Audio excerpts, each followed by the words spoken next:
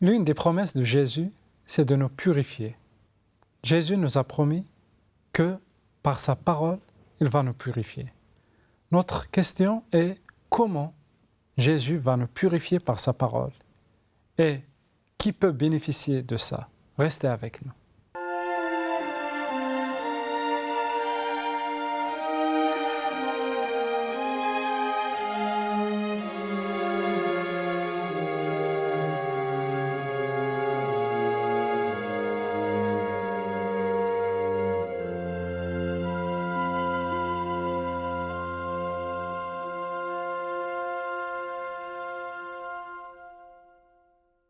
Bonjour et bienvenue pour une nouvelle promesse.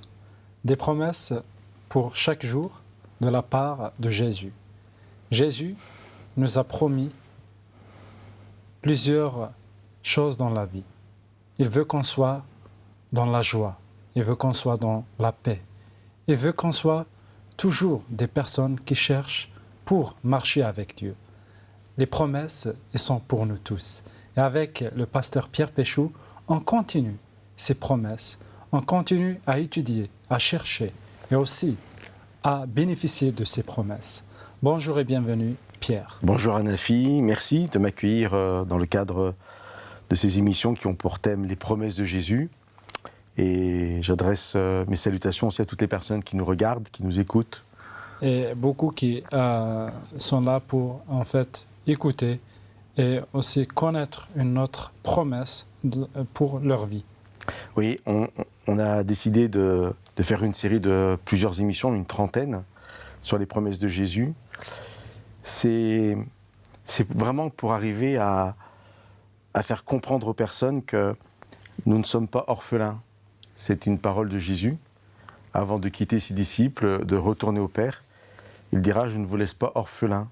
Et toutes ces promesses, tout ce que Jésus met en place, tout ce qu'il nous rappelle, tout ce qu'il nous apprend, c'est pour que nous puissions vivre cette vie avec l'assurance que chaque jour, toutes ces promesses sont efficaces. Amen. C'est pas le fait de choisir une promesse par jour, en disant tiens aujourd'hui je vais prendre la paix, puisque tu la citais, ou tu as cité aussi la joie, je crois. Non, c'est pas ça. C'est en fait, il y a des jours où on aura moins la joie parce qu'on vivra des choses difficiles, mais on peut être dans la joie de la présence de Dieu dans nos vies, on peut être dans la paix, etc. etc. Donc, c'est vraiment important de noter ça.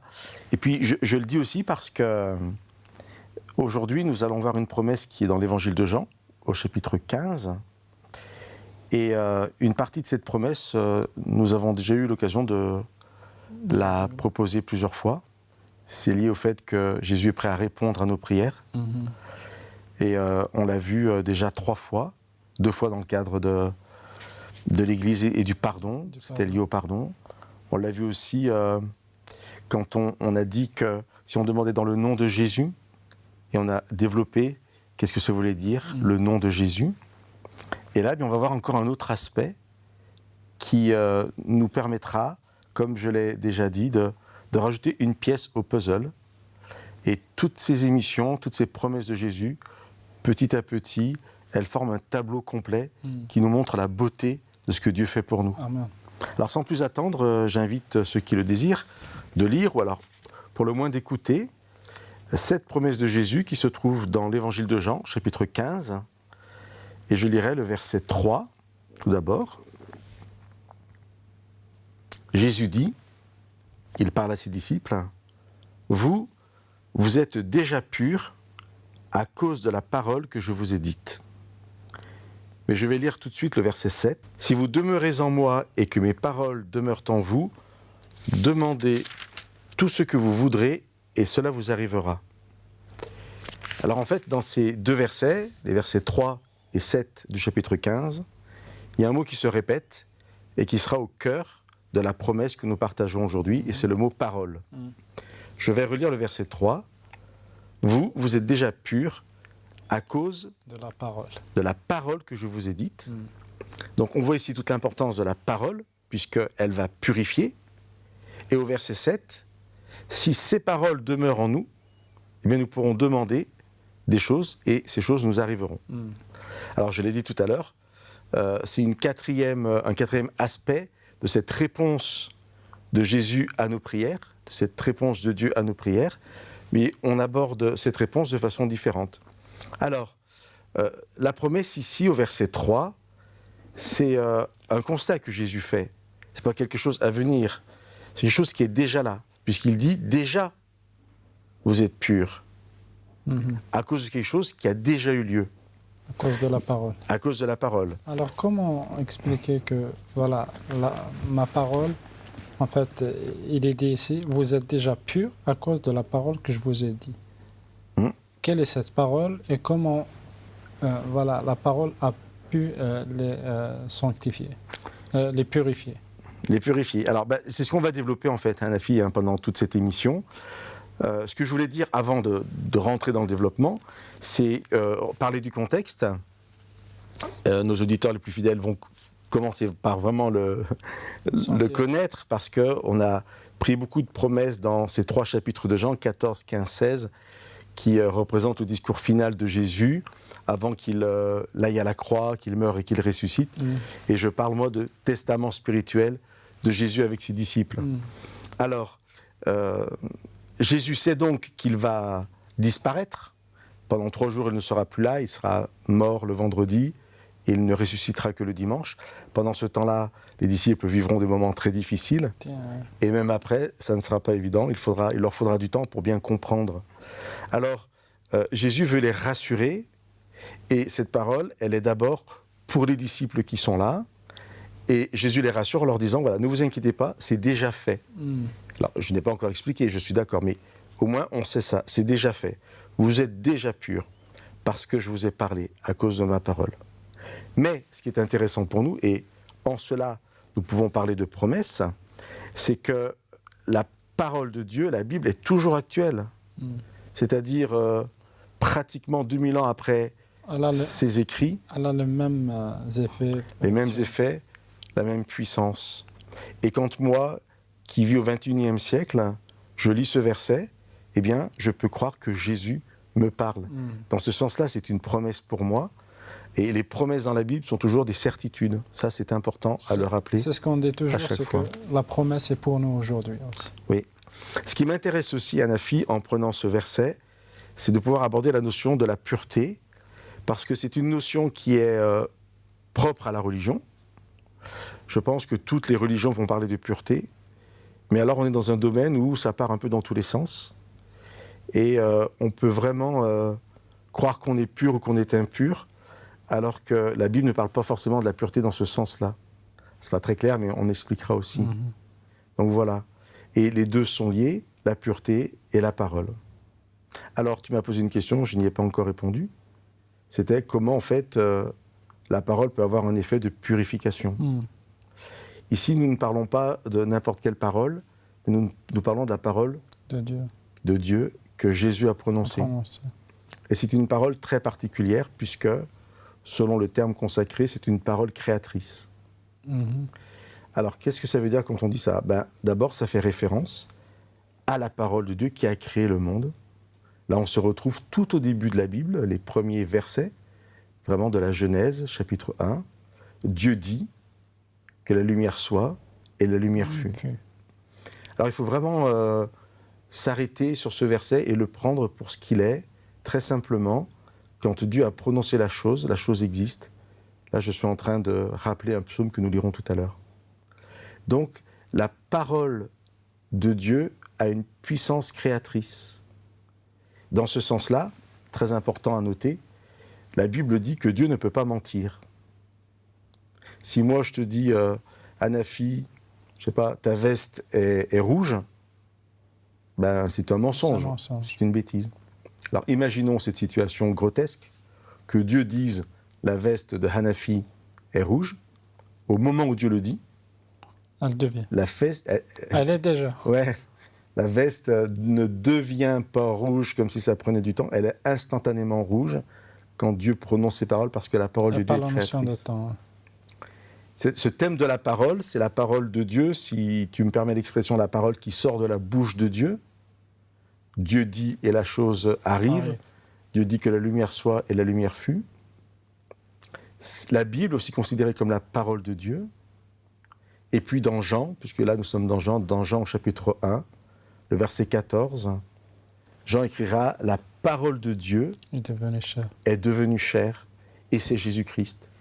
Donc Jésus est l'incarnation de la parole de Dieu. Et donc toutes les paroles de Jésus sont des paroles de Dieu. Jésus ne parle pas de son propre fait.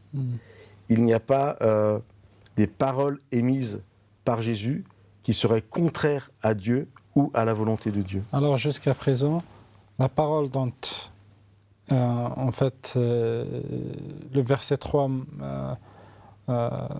mentionne, c'est la parole de Dieu. C'est la parole. Et d'après ce que en fait, tu viens de dire, la parole déjà, dans l'évangile de Jean, elle représente le Christ lui-même. C'est ce que Jean nous dit dès le début de son évangile, tout à fait. Et cette parole purifie ceux qui, en fait, veulent suivre Jésus. Au moins ici, c'est dans le chapitre 15, vous êtes purifiés à cause de la parole que vous avez entendue. Est-ce que le fait aujourd'hui, si par exemple, je mets un CD, un DVD où j'écoute la parole, la Bible dans la maison, est-ce qu'elle va me purifier? Parce que voilà, c'est que... J'ai envie de répondre oui, alors peut-être que ce n'est pas la réponse que tu attends. Tu sais pourquoi je dis ça? Je vais répondre non, parce qu'il n'y a rien de magique. Donc ça, je le répète souvent aussi, je répète beaucoup de choses, mais rien de magique dans le sens où il y aurait... la même cause produirait le même effet. À chaque fois que je mets un CD, pour reprendre ton image, tac, je serai purifié. Ça ne fonctionne pas comme ça. Et pourquoi j'avais envie de répondre oui? Parce que j'ai rencontré des personnes qui avaient acheté une Bible pour pouvoir combattre les chrétiens. Ils disaient, moi je vais lire la Bible et je vais démontrer à ceux qui croient à ces bêtises que ce sont des bêtises. Ou c'est un livre corrompu, ou falsifié. Et j'ai même des collègues pasteurs, plusieurs, qui étaient communistes, donc vraiment qui rejetaient Dieu, et qui témoignent qu'ils ont acheté une Bible pour pouvoir justement démontrer l'idiotie de la Bible. Et en la lisant, leur cœur a été transformé. Et donc, toi, quand tu parles de l'histoire du CD, c'est pour ça que j'ai envie de répondre oui. Parce qu'eux n'ont pas forcément la volonté de croire à ce qui est écrit, mais la puissance de la parole a transformé leur vie quand même. Mais ça ne veut pas dire aussi si, par exemple, j'écoute un CD ou j'écoute un peu la parole dans le but d'être protégé, parce que voilà, cette parole vous a été, vous purifie. Ça, c'est le côté magique. Alors, on reviendra là-dessus, si tu veux, dans la deuxième partie. Merci beaucoup, Pierre. La promesse, c'est que vous êtes purifiés à cause de la parole que vous avez entendue. Restez avec nous pour la deuxième partie. Nous allons encore développer cette promesse. C'est à cause de la parole que vous avez écoutée ou entendue qui vous purifie. Restez avec nous.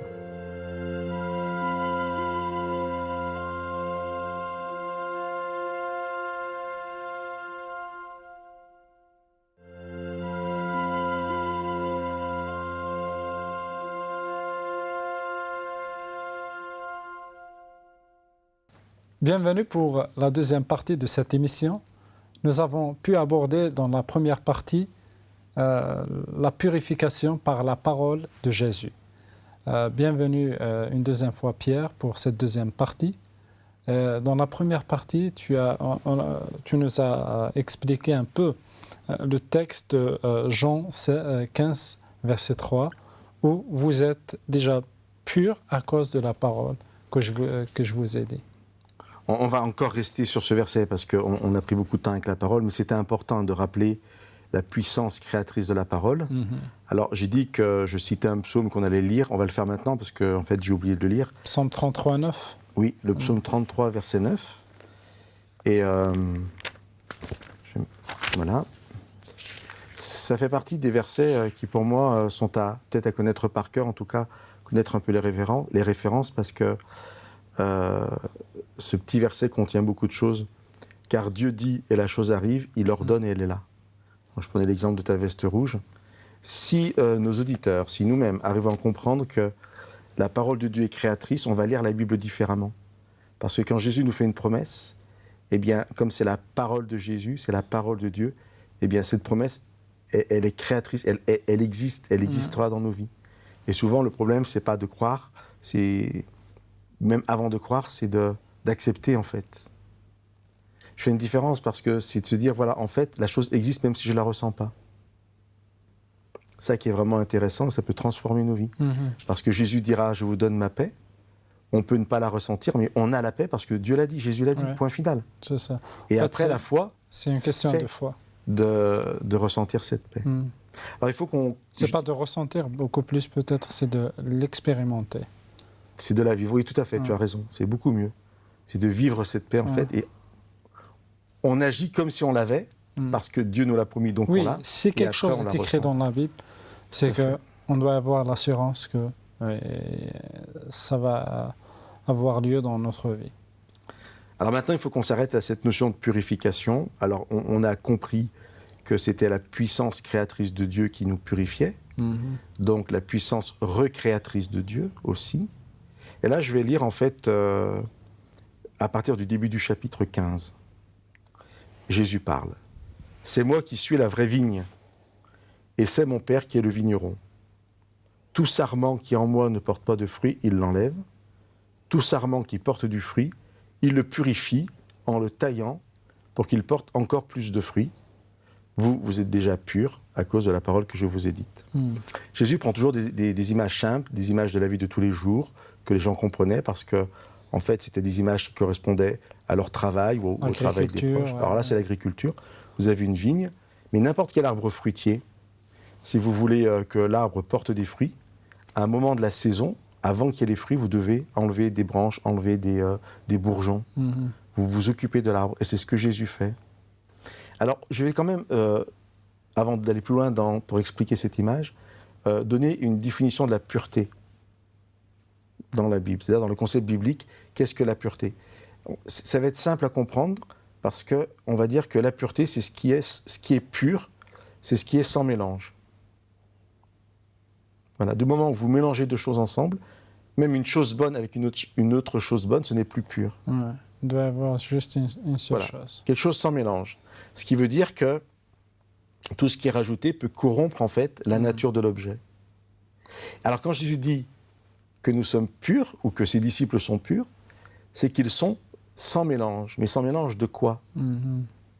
C'est intéressant, parce que vous êtes entièrement avec moi, vous êtes mes disciples, c'est moi que vous avez suivi, c'est ma parole que vous avez reçue, et vous êtes sans mélange de paroles.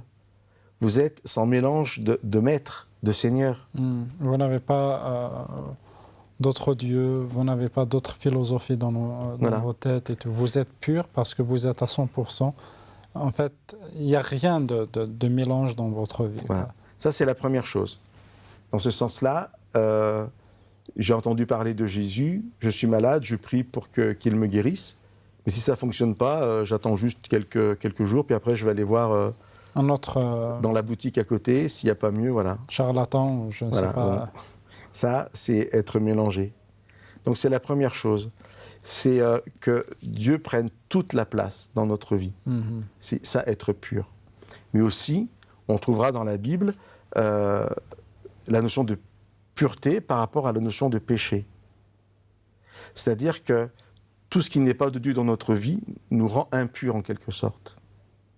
Donc on parle du péché, c'est un mot que des gens ne comprennent pas ou difficilement parce que c'est un vieux mot, mais on peut dire que quand on fait le mal, eh bien on n'est plus pur parce qu'on n'est plus entièrement tourné vers Dieu.